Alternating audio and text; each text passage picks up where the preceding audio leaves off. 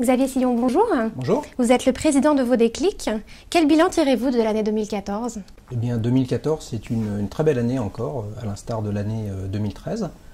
On va probablement faire autour de 1,8 million, 1 850 000 euros, encore en très forte croissance par rapport à l'année dernière.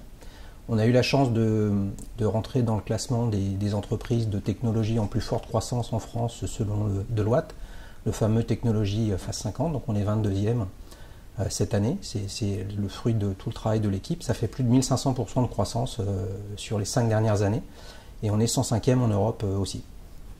Comment expliquez-vous votre très forte croissance sur le marché? Je pense qu'on est arrivé au bon moment en termes de technologie. Mais la première raison du succès, en fait, c'est une boîte précédente que j'avais créée qui faisait des cours informatiques à domicile.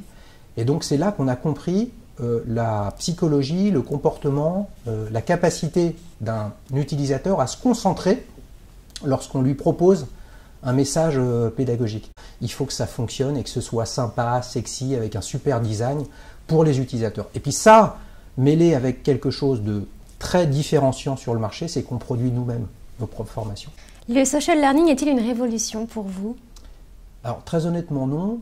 La révolution qu'on a amenée sur le marché il y a plus de 5 ans maintenant, c'est de dire il faut que cette formation soit accessible à tous, tout le temps, à chaque instant. Vous prenez une organisation de 1000 personnes, très classiquement dans la formation, on va adresser de la formation pour 2, 3, 4% de ces personnes en bureautique.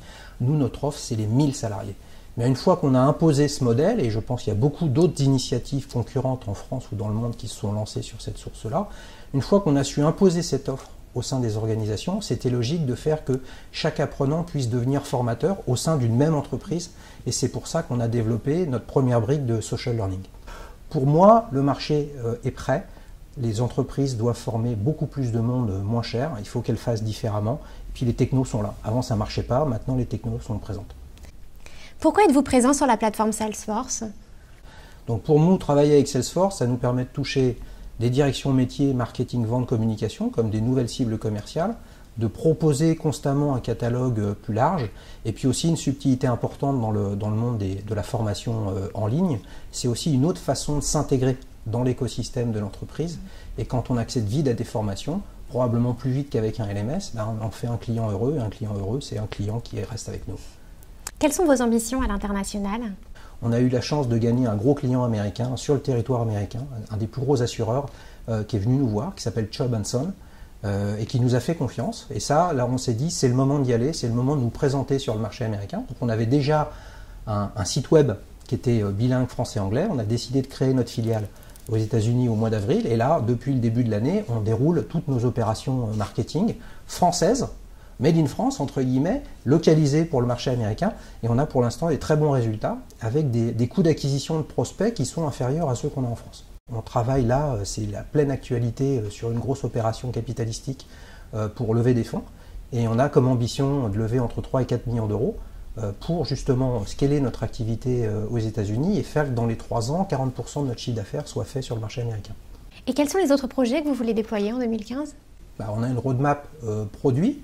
D'ailleurs, on vient de sortir quelque chose sur lequel on n'a pas communiqué. On propose des sous-titrages sur nos modules. Donc ça a deux intérêts. Favoriser les organisations qui n'ont pas de carte son ou qui ne veulent pas mettre à disposition de micro-casques pour leurs employés. C'est aussi vis-à-vis du handicap et des personnes qui sont malentendantes. Et ça nous ouvre aussi du potentiel de déploiement à l'international. On a tout ce projet sur les badges dont je vous ai parlé, donc certificat de complétion et valorisation individuelle du parcours du salarié. Et puis la troisième chose, c'est qu'on a 6 langues aujourd'hui, et donc il y en a quelques autres qui sont des langues majeures qui vont nous aider dans notre développement international, et c'est sûr qu'on sera au rendez-vous en 2015. Xavier Sillon, merci beaucoup. Merci beaucoup. Bonne continuation. Merci.